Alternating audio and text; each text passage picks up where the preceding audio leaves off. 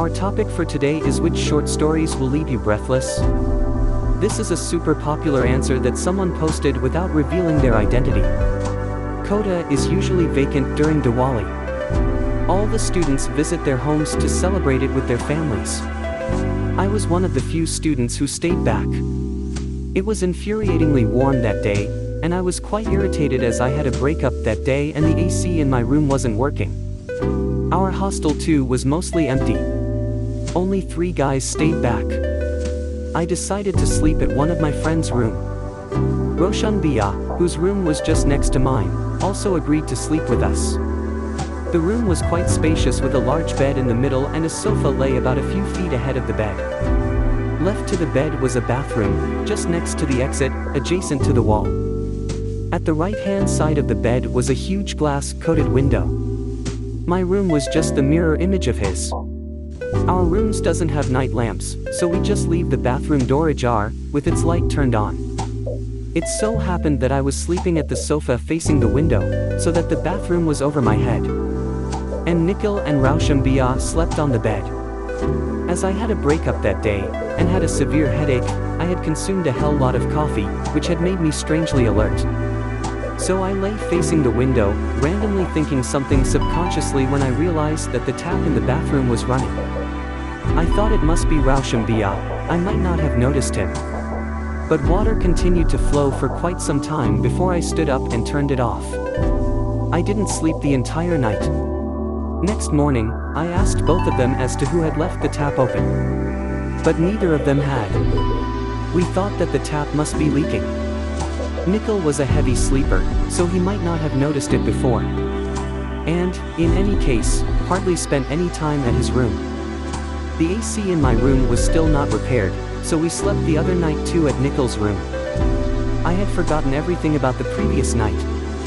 The next night, I slept at the bed to the side facing the bathroom, Raushambia next to me and Nikhil at the sofa. I woke up to the sound of water running in the bathroom. I turned towards Raushambia, curled up and started chanting Hanuman Chalisa, forced shut my eyes and drifted back to sleep. The next day, I told both of them about the incident and agreed that the tap was indeed leaking. We called up Pulkit Bia, our hostel's proprietor, who sent a plumber and an electrician to repair the AC in my room. The plumber checked the tap and said that it worked fine. But we insisted on changing it. He said that he did not have a purple-colored tap, as it gelled well with the tiles, and that he would place order for the same and change it as soon as it was in stock. Meanwhile, my AC was repaired, but Nikhil said that he wanted me to sleep there one last time. I insisted on him sleeping at my room, but he urged otherwise. I was scared obviously, but agreed, provided that I wouldn't sleep on the sofa, neither on the side of the bed facing the bathroom. So, Raushambia slept on the sofa, me on right side of the bed, and Nikhil on the side towards the bathroom, facing me. I waited for the sound of water, aware that it would start any moment. But for a long time it didn't. So I just lay there facing the window, staring at the girls' hostel in front of ours. I was about to sleep, when the sound of running water echoed the room. I was paralyzed. I knew Nikhil and Raushambia were awake too, as Nikhil had stopped humming. But that was nothing compared to what followed. It nearly killed me. The bathroom door was slightly ajar, so that the light from the bathroom fell upon the wall opposite. The window was slightly curtained so that only a small part of it lay uncovered, through which I had been looking at her hostel. Raushambia was on the sofa, which was a few feet in front of the foot of the bed. Just as the water started flowing, we all were shocked as hell. And then the next moment, on the wall, I saw a shadow of a person jumping, and the next moment, the bed shook violently and Nikhil screamed. It scared the shit out of me. Apparently, it was Raushambia, who upon hearing the sound of water was so scared that he had jumped from the sofa to land between us, and it was his shadow that I had seen on the wall. Of course I didn't realize it then. Nikhil had screamed so terribly that I was scared as shit. I jumped off the bed and ran towards the window, ready to break the glass and jump any moment. But I turned back and saw Nikhil running towards the door and someone, Raushambia, in my blanket shaking and wailing. Not to mention, I freaked out and ran out screaming behind Nikhil. Just then, Someone, Roshan Bia, screamed from inside. The whole time I didn't realize that it had been Roshan Bia. I thought it was a ghost tongue sticking out. Apparently, Roshan Bia had realized that he was alone in the room and freaked out too.